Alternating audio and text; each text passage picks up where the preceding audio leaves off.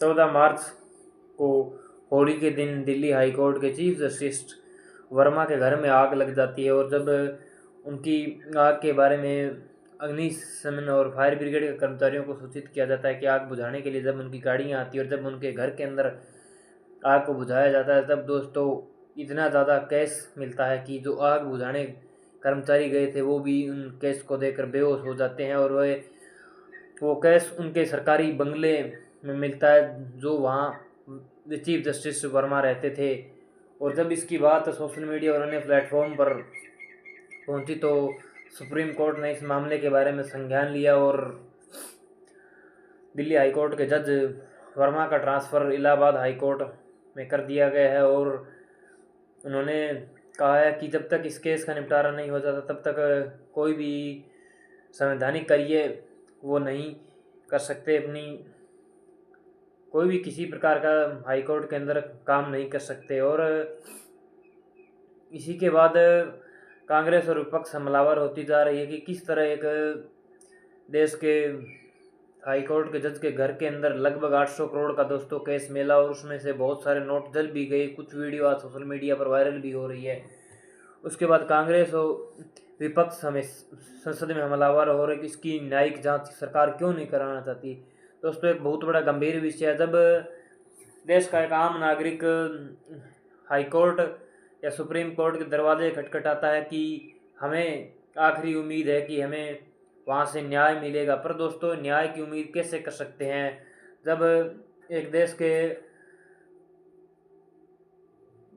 देश के जज के घर में इतना दोस्तों कैश मिलता है तो वो इतना आसानी से कैश उनकी सैलरी तो नहीं हो सकती। और लोगों द्वारा और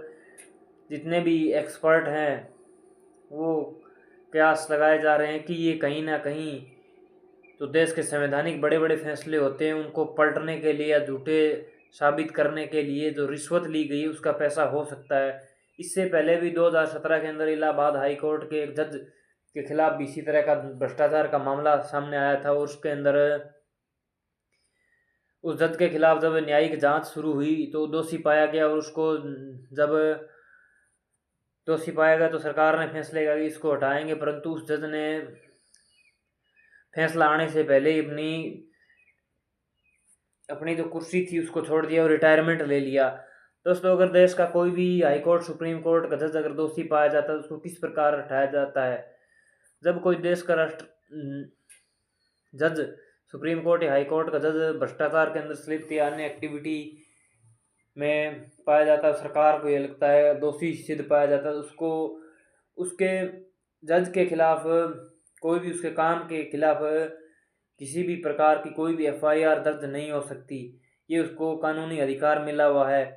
अगर वो दोषी पाया जाता है तो सरकार उसके खिलाफ संसद के अंदर महाभियोग लाती है, उसको दोनों सदनों के अंदर उसको पास कराया जाता है, उसके ऊपर बहस होती है, फिर वो राष्ट्रपति के पास आता है। राष्ट्रपति के पास ये अधिकार होता है कि उस फैसले को तो स्वीकार करे या ना करे, ये राष्ट्रपति के ऊपर निर्भर करता है। परंतु ये दोस्तों बड़ा ही संगीन और गंभीर मामला बनता जा रहा है क्योंकि देश के इतने बड़े जज जिसको भगवान के रूप में माना जाता है कि देश की जनता को न्याय दिलाएंगे और आम जनता को न्याय दिलाएंगे और भ्रष्टाचार को ख़त्म करने का काम करेंगे दोस्तों, पर जिस तरह से जजों के घरों में पैसे मिल रहे हैं तो न्याय की उम्मीद आप कैसे कर सकते हैं। और नरेंद्र मोदी सरकार इसके ऊपर पूरी तरह चुप्पी साधी हुई है और कांग्रेस और अन्य जो बड़े बड़े यूट्यूबर्स हैं उनके द्वारा और आज अखबारों के अंदर भी ये खबरें हेडलाइंस में छपी है कि किस तरह जज के घर में इतना कैश होली के दिन पड़ा मिला। यो भी